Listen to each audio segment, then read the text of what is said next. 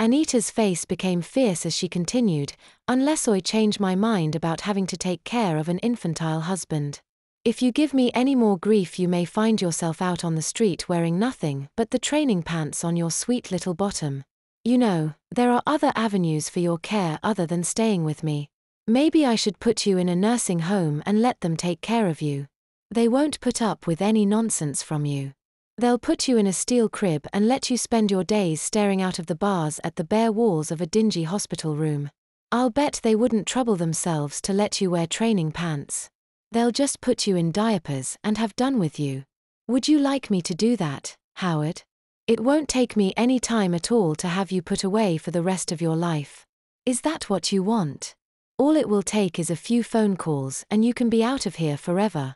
You're so good at making snap decisions, Howard. What do you want to do? Do you want to stay here with me and do everything I say, or do you want to go to a nursing home? Tell me right now, Howard, or I'll make the decision for you." Howard was beaten and he knew it. She could carry out her threat and there was nothing he could do about it. The only course left open to him was a graceful surrender to her will.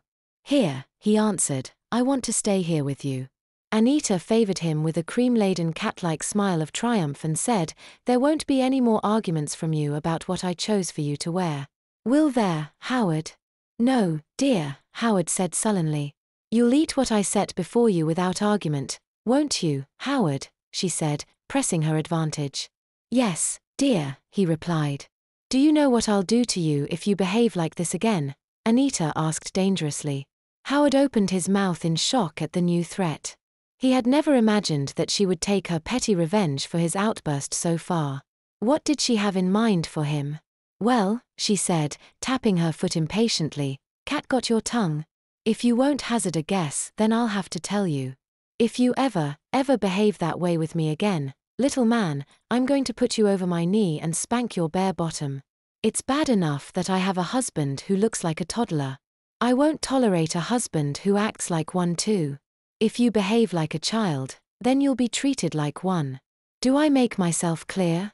Howard was speechless with shock. She really meant it. He couldn't think of how to react.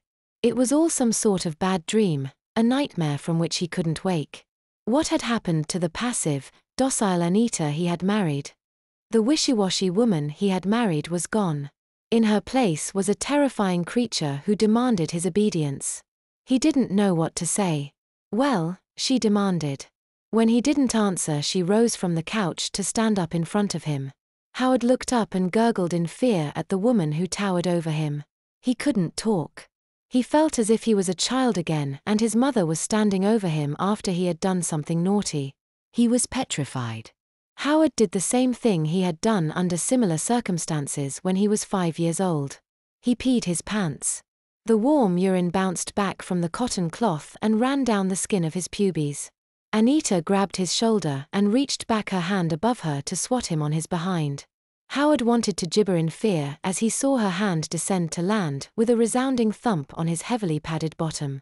It was too much to bear. Howard's knees collapsed beneath him and he folded to the floor like a wet dish rag. Then he began to cry. "Silence," Anita roared. "If you don't quiet down this instant, I'm going to give you something to really cry about."